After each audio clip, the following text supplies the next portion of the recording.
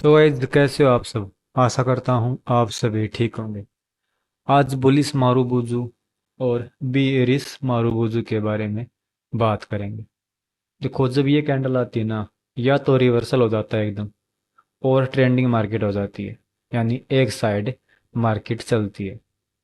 ये ऐसी कैंडल इतनी पावर इसके अंदर कि पूरी की पूरी मार्केट को एक साइड ले जाती है। या तो अगर अगर मार्केट गिर रही है और एकदम से बुलिस मारूबुजू बनती है तो एकदम से रिवर्सल आ जाता है। और अगर बियरिस मारूबुजू कहीं टॉप पर, यानी पहले मार्केट अप ट्रेंड में है और उसके बाद बियरिस मारूबुजू बनती है, तो एकदम से रिवर्सल आकर मार्केट एकदम से शार्प सेलिंग आ जाती है। तो देखो कैसे बनती है ये। देखो, मान लिया इसके अंदर ना, देखो ये अगर यहाँ से अगर मार्केट ओपन हुई, यानी इस कैंडल से प्राइस ओपन हुआ, मान लिया इससे 100, इसके अंदर एक,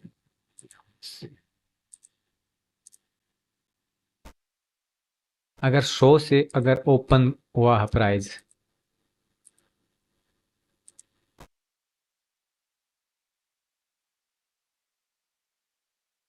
अगर देखो 100 से ओपन हुआ ना, 100 के ओपन होने के बाद प्राइस ना, प्राइस इसके नीचे नहीं गया, यानी ये 98 भी नहीं गया, 100 के ऊपर ही प्राइस गया और 120 तक क्या हुआ, प्राइस गया। यानी यही इसका हाई है, यही हाई है और यही क्लोजिंग है।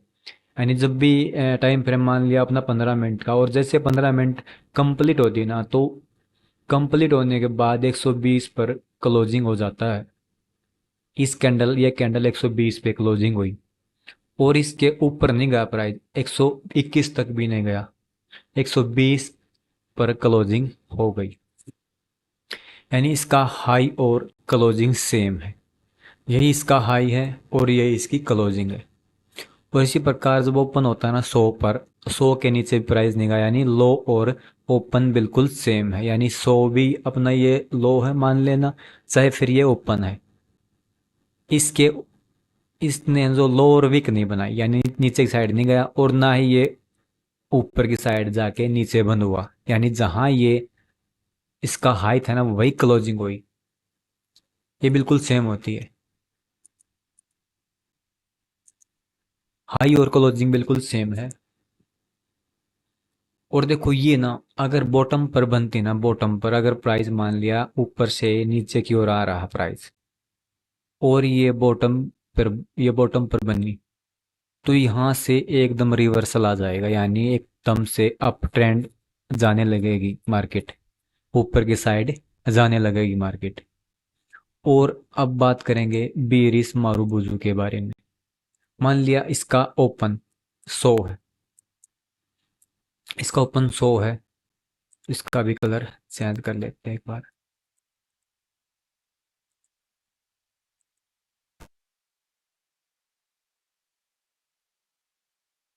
मान ली इसका ओपन अभी 100 फिलहाल ओपन हुई, जैसे कैंडल ओपन हुई तो ये ऊपर की साइड नहीं गई, ये 101 भी नहीं गई, 101 भी नहीं गया प्राइस, सीधा 80 पर आकर क्लोजिंग हुई।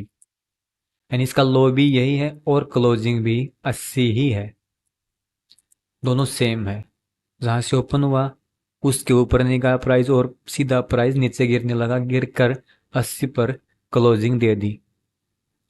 और 80 के नीचे नहीं गया प्राइस, 80 पर ही क्लोजिंग हो गई। यानी इसके भी लोअर विक, इसकी जो हमारी लोअर विक है ना, ये ना तो ये लोअर विक बनी ना और ये अपर विक बनी, यानी ये इसके ऊपर और नीचे कोई विक शैडो नहीं होती।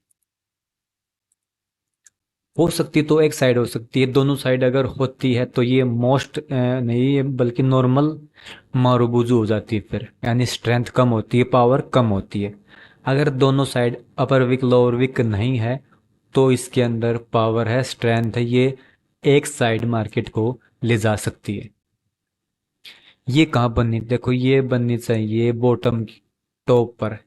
अगर प्राइस अगर प्राइस नीचे से ऊपर की ओर जा रहा और टॉप पर जा करना एक बीरिस मारूबुजू बनी एक बड़ी, तो यहां से ना रिवर्सल आ सकता है, आएगा, क्योंकि इतनी पावर इस कैंडल के अंदर कि एकदम से रिवर्सल आएगा, शार्प सेलिंग आ सकती है एकदम से।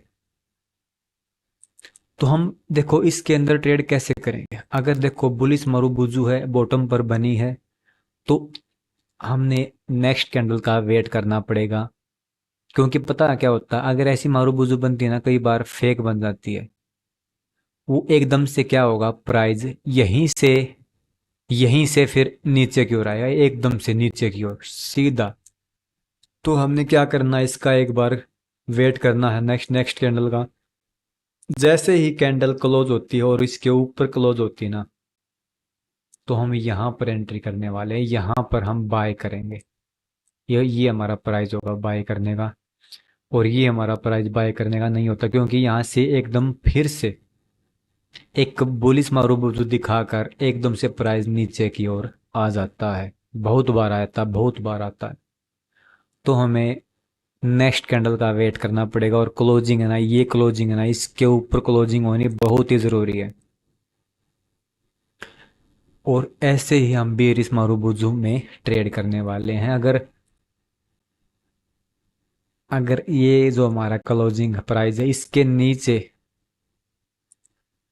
नीचे कैंडल बनेगी, और ये जो हमारा क्लोजिंग प्राइस ना, ये वाला, इसके नीचे हमारा एक और क्लोजिंग कैंडल अगली कैंडल देगी, तभी हम यहाँ पर एंट्री करेंगे, यानी सेल साइड हम जा सकते हैं।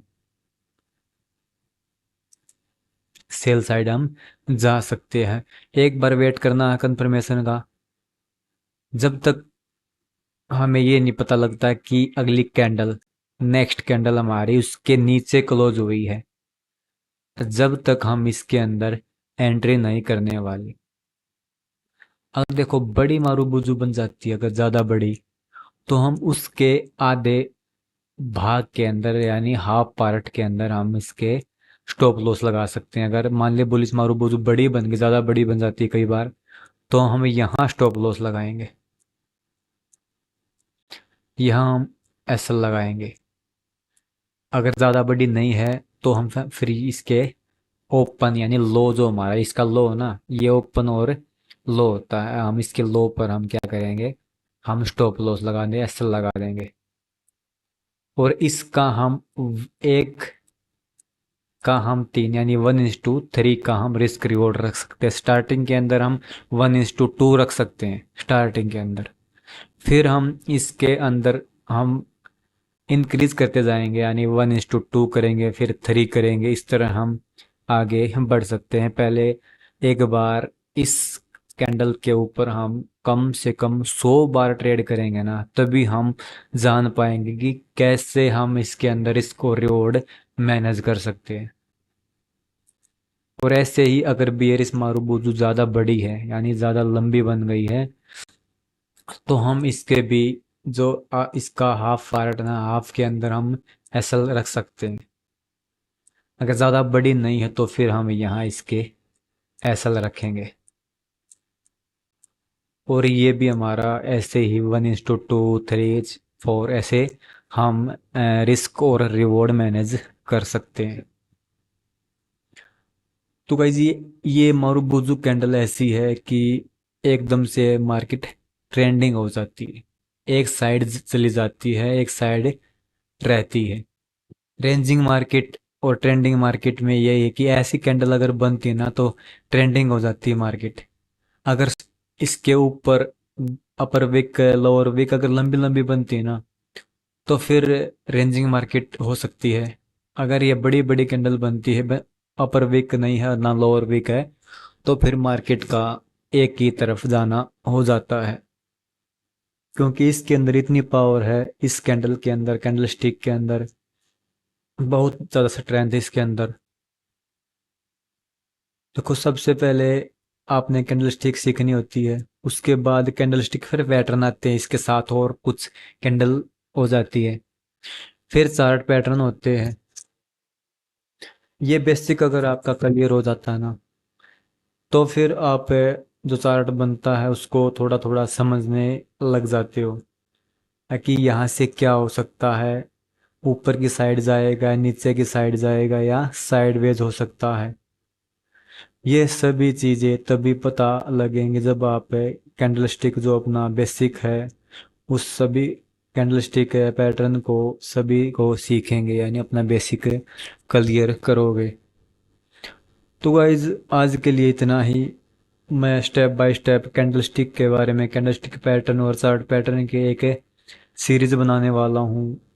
स्टेप बाय स्टेप आपको मैं एक एक कैंडलस्टिक के बारे में, चार्ट पैटर्न के बारे में, कैंडलस्टिक पैटर्न के बारे में बताता रहूँगा। और ये ही है जो आप जो चार्ट को देखना और आपको सभी चीज़ें पता लग जाती हैं। अगर कैंडलस्टिक अगर आप जानते हो, सभी जितनी भी कैंडलस्टिक होती ना, आप सभी को अगर जान जाते हो तो आप चार्ट को पढ़ सकते हो, पता लग जाएंगे कि मार्केट का हाल क्या है, कहाँ जा सकती है। तो गाइस आज के लिए इतना ही।